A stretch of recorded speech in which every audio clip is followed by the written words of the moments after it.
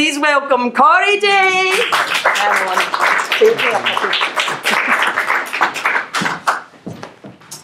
My mother had a rule, and the rule was if you break it or lose it, you don't get another one. She thought that if I didn't value it enough to care for it, I just didn't deserve it. And as a child, I didn't really understand that, because the things that my mother cared for they didn't break. They were gold and diamonds and emeralds. She wasn't a pirate. My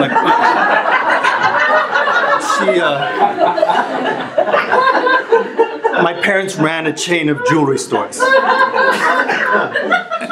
And so I didn't really know what that was about, but I lived with that rule. And one Christmas, I opened up a present which was the best toy ever. As the box opened, there it was in front of me, it was Evil Knievel.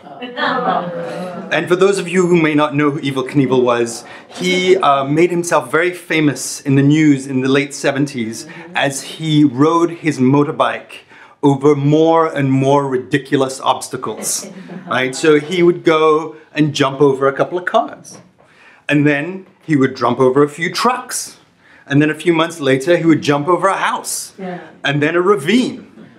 Although I think on the ravine he actually missed it and fell into the ravine and landed at the bottom and smashed. However, you know, he broke some bones, but he got right back up, and a few months later, I swear to God, he was again jumping over some people, right? So he was amazing. And there he was in my living room being opened in this box. And I ripped open the box and pulled him out. And there he was in his signature Elvis outfit, right, in full white, and he had up and down his arms the decals of blue and red all the way through. And I grew up in the Caribbean, so blue and red were not normal colors to me. They were quite exotic, right? And so he had these markers up and down his legs and his outfit, and then it was quite advanced. He was quite articulated, so you could then sit him on his bike and then clamp his hands onto the handlebars.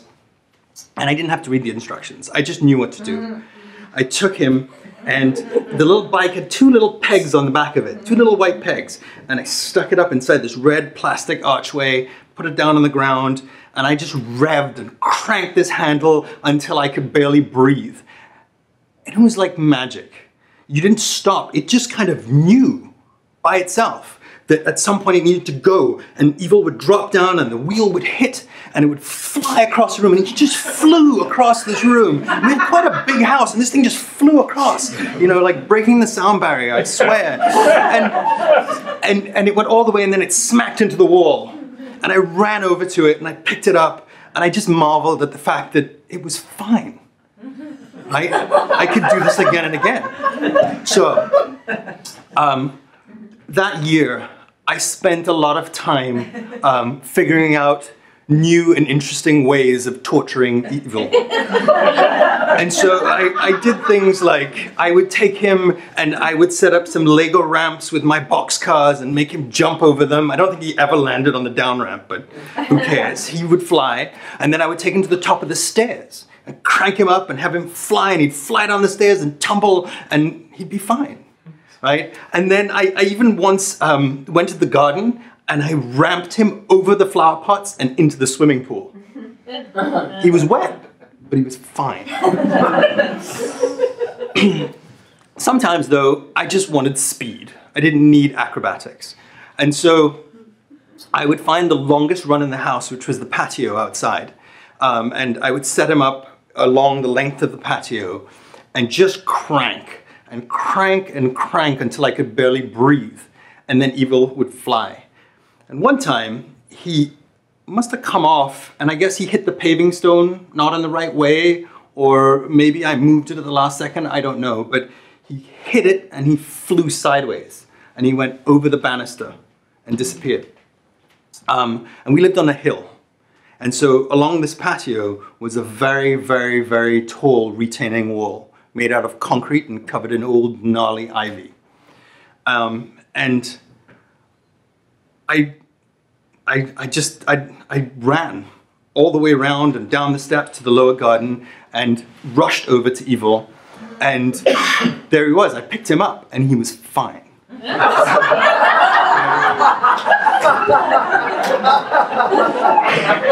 And then I picked up his bike. And the front wheel was twisted. And the two little pegs on the back had come off and were in the ivy somewhere. And it was broken. And I cried. And I begged my parents to get another one. I pleaded with them. I argued every argument I could think of. But all I got was, if you break it, you don't get another one. And I spent a lot of the rest of that year lamenting the loss of my toy. And like I didn't understand how I could value it more. I mean, I loved Evil. Anyway, so the year wound down and we were heading towards Christmas again. And at that time of year, my parents would spend their time in the mall, basically running the shop, right? Because at Christmas time, everybody was buying jewelry, so there was a lot of activity. And so my sister and I would spend the time running around the mall and going to the arcade and playing, and occasionally we would help in the shop. And we would get a little money for helping. And so it was things like people would come and ask, I want this ring in this size, or I want this pendant with this stone. And we would trot off to the vault in the back and look through the stacks and find the right thing and bring it out. And, you know, we would get paid for this wonderful service. That year, I didn't spend a lot of time in the arcade. I just didn't feel it. And I didn't spend time in the rest of the mall, the toy store, anywhere. I just helped in the shop.